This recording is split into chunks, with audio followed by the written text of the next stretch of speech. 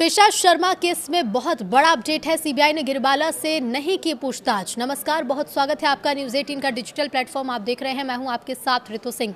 भोपाल के बहुचर्चित Twisha Sharma death case में केंद्रीय जांच ब्यूरो ने अब पूरी तरह से कमान संभाल ली है। देश की सबसे बड़ी जांच एजेंसी ने भोपाल के कटारा हिल्स थाने में दर्ज एफआईआर को री रजिस्टर करते हुए अपनी जांच की औपचारिक शुरुआत कर दी है।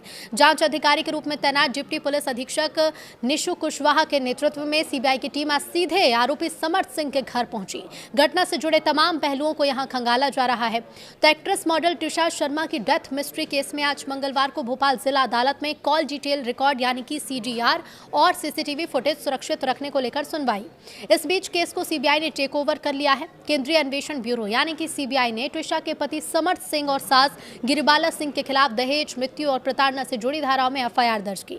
सीबीआई ने री रजिस्टर की एफआईआर। ट्विशा की मौत के मामले की जांच सीबीआई ने शुरू कर दी है। सीबीआई की टीम सोमवार देर शाम भोपाल पहुंची। कटारा हिल्स थाने में पहले से दर्ज एफआईआर को री रजिस्टर कर समर्थ सिंह और गिरबाला सिंह के खिलाफ मामला दर्ज किया। जांच में यह सामने आया कि शादी के दौरान कथित तौर पर 20 लाख रुपए के अतिरिक्त मांग की गई थी और इसी आधार पर सीबीआई ने दहेज, मृत्यु और प्रताड़ना से जुड़ी धाराओं में केस दर्ज किया है।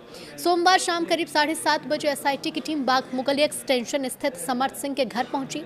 समर्थ सिंह और गिरबाला सिंह से करीब 2.5 घंटे पूछताछ हुई। टीम ने घटनास्थल का स्पॉट वेरिफिकेशन भी कराया।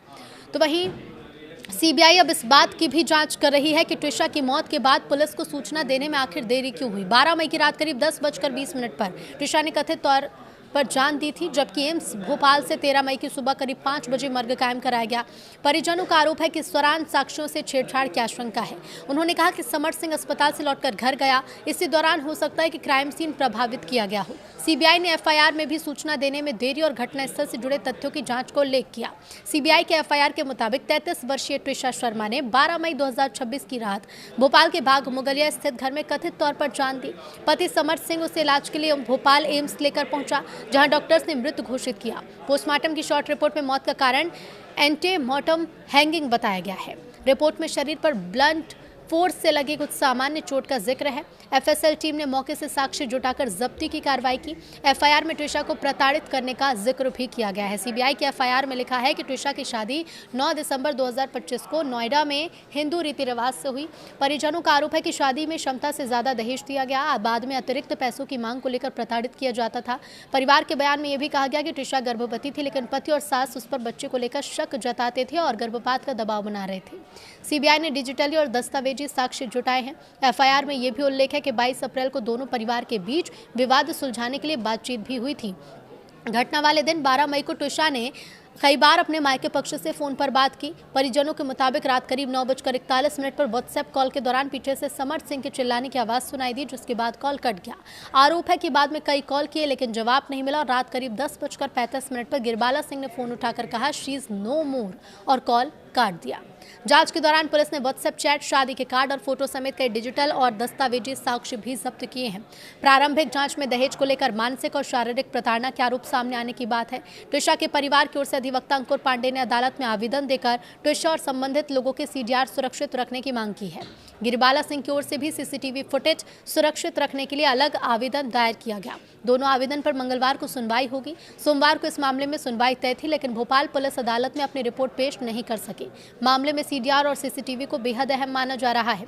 जांच में कॉल रिकॉर्ड भी अहम है। ट्विशा शर्मा मामले की अब तक पूरी टाइमलाइन क्या है, एक बार वो भी समझ लीजिए। 12 मई को भोपाल के पॉश इलाके कटारा हिल्स में स्थित ससुराल के घर में रात करीब 10:20 पर पूर्व मॉडल और अभिनेत्री ट्विशा शर्मा का शव जिम्नास्टिक हुक से लटका मिला। घटना के बाद से हड़कंप मच गया। 13 मई को एम्स भोपाल में ट्विशा के शव का पहला पोस्टमार्टम हुआ। मृतका के परिवार वालों ने कटारा हिल्स पुलिस थाने के सामने जमकर हंगामा भी किया और ऐसे में स्थानीय पुलिस की कार्यप्रणाली पर गंभीर आरोप लगाते हुए शव को कस्टडी में लेने से इनकार कर दिया। शव को एम्स की मोर्चरी में इसके बाद सुरक्षित रखवा दिया गया। 14 मई को इंसाफ की मांग को लेकर पीड़ित परिवार ने भोपाल पुलिस कमिश्नर कार्यालय के बाहर प्रदर्शन किया। उन्होंने ट्विशा के पति समर्थ सिंह और सास गिरिबाला सिंह पर दहेज के लिए प्रताड़ित करने और हत्या के सीधे आरोप लगाए। चौतरफा दबाव के बाद देर रात पुलिस ने मामले में एफआईआर दर्ज की। 15 मई को मामले में नामजद आरोपी और रिटायर्ड जज गिरबाला सिंह ने कोर्ट में अग्रिम जमानत के लिए अर्जी लगाई। अदालत ने उनकी ढलती उम्र और वरिष्ठता का हवाला देते हुए उन्हें गिरफ्तारी से अंतरिम राहत दी। दूसरी तरफ ट्रिशा के परिवार ने स्थानीय प्रशासन की पोस्टमार्टम रिपोर्ट को पक्षपातपूर्ण बताते हुए स्वीकार करने से इनकार कर दिया। 16 मई को स्थानीय पुलिस की थ्योरी से असंतुष्ट परिवार ने मामले की निष्पक्षता के लिए देश की राजधानी दिल्ली के डॉक्टर से दूसरा पोस्टमार्टम कराने की मांग की। साथ ही जांच को मध्य प्रदेश से बाहर ट्रांसफर करने की अपील की। 17 मई को न्याय की गुहार लगाते हुए ट्रिशा के परिजनों ने मुख्यमंत्री आवास के घेराव की कोशिश कर बाहर धरने पर बैठे। मुख्यमंत्री को एसटी से मुलाकात और उचित वैधानिक कार्रवाई के ठोस भरोसे के बाद उन्होंने अपना धरना समाप्त किया। 18 मई को मुख्य आरोपी और पति समर्थ सिंह ने भी गिरफ्तारी से बचने के लिए भोपाल कोर्ट में अग्रिम जमानत याचिका दायर की, लेकिन अदालत ने अपराध की गंभीरता को देखते हुए इसे खारिज कर दिया। 19 मई को जमानत खारिज होने के बाद फरार चल रहे समर्थ सिंह के विदेश भागने की आशंका को देखते हुए लुकआउट नोटिस भी जारी किया गया। भोपाल पुलिस ने उनकी गिरफ्तारी में मददगार साबित होने वाली सूचना देने वाले के लिए 10,000 के इनाम की घोषणा की। 20 मई को भोपाल की स्थानीय अदालत ने परिजनों द्वारा दायर की गई दूसरे पोस्टमार्टम की अर्जी को तकनीकी रूप के आधार पर खारिज कर दिया, लेकिन ट्रिशा के शव को पूरी तरह सुरक्षित रखने के निर्देश दिए। इसी दिन राष्ट्रीय महिला आयोग यानी एनसीडब्ल्यू ने मामले का स्वतः संज्ञान लेते हुए मध्य प्रदेश के डीजीपी से एक्शन टेकन रिपोर्ट तलब की। 21 मई को लगातार फरार चल रहे आरोपी समर्थ सिंह पर शिकंजा कसने के लिए पुलिस ने घोषित इनाम राशि को 10,000 से बढ़ाकर सीधे 30,000 रुपए कर दिया। 22 मई को कानूनी घेराबंदी बढ़ती देख समर्थ सिंह ने जबलपुर कोर्ट परिसर में सरेंडर करने की कोशिश की।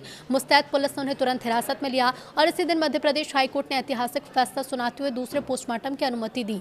राज्य सरकार ने मामले की संवेदनशीलता को देखते हुए सीबीआई जांच की सिफारिश केंद्र को भेजी।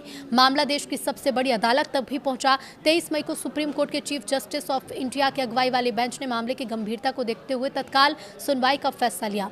24 मई को हाईकोर्ट के आदेश का पालन करते हुए दिल्ली एम्स के फॉरेंसिक विशेषज्ञ की टीम पहुंची भोपाल। डॉक्टर ने करीब 4 घंटे ट्रिशा के शव का पोस्टमार्टम किया। प्रक्रिया पूरी होने के बाद शव परिजनों को सौंपा गया, जिसके बाद भोपाल के भदभदा विश्राम घाट पर गमगीन माहौल में ट्रिशा का अंतिम संस्कार हुआ और 25 मई को सुप्रीम कोर्ट में मामले की विस्तृत सुनवाई हुई। शीर्ष अदालत ने इस बात पर गहरी चिंता व्यक्त की और पीड़ित और आरोपी दोनों पक्षों समेत मीडिया को इस संवेदनशील मामले में अनावश्यक बयानबाजी और मीडिया ट्रायल से बचने की सख्त हिदायत दी।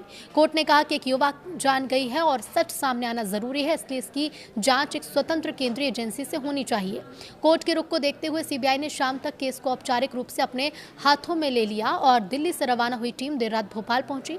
पुलिस रिमांड के दौरान स्थानीय एसआईटी ने समर्थ सिंह को साथ लेकर क्राइम सीन रिक्रिएशन की प्रक्रिया को अंजाम दिया है। 26 मई यानी सीबीआई की टीम पहुंची ट्रिशा शर्मा के माता पिता से मिलने उनके पास पहुंची। बता दें कि ट्रिशा शर्मा के माता पिता कैंटेरिया में हैं। सीबीआई ने गिरबाला से फिलहाल पूछताछ नहीं की, सिर्फ उनके घर का मुआयना किया है। करीब 15 मिनट बाद टीम वहां से लौट गई। बताया गया कि समन जारी होने के बाद से ही औपचारिक पूछताछ की जाएगी। फिलहाल केस डायरी के आधार पर आगे की कार्रवाई होगी। सुप्रीम कोर्ट ने परिवारों को निर्देश दिए हैं और दोनों को ही मीडिया से दूरी बनाने को कहा है और इंटरव्यू देने से बचने के निर्देश दिए। कोर्ट का यह निर्देश सोशल मीडिया न्यूज प्लेटफॉर्म पर इस मामले को लेकर लोगों का ध्यान बढ़ने इस पर हो रही चर्चा के बीच आया है। अब देखिए, मध्य प्रदेश हाईकोर्ट ने सोमवार को मामले से जुड़ी कार्रवाई को फास्ट ट्रैक कर दिया और मामले को 27 मई दोपहर 2:30 बजे अर्जेंट सुनवाई के लिए लिस्ट किया है। अब इस मामले की अगली सुनवाई में एंटीसिपेटरी बेल और ट्रिशा शर्मा की मौत की बड़ी जांच से जुड़ी चल रही कानूनी चुनौतियों पर फोकस होने की उम्मीद है।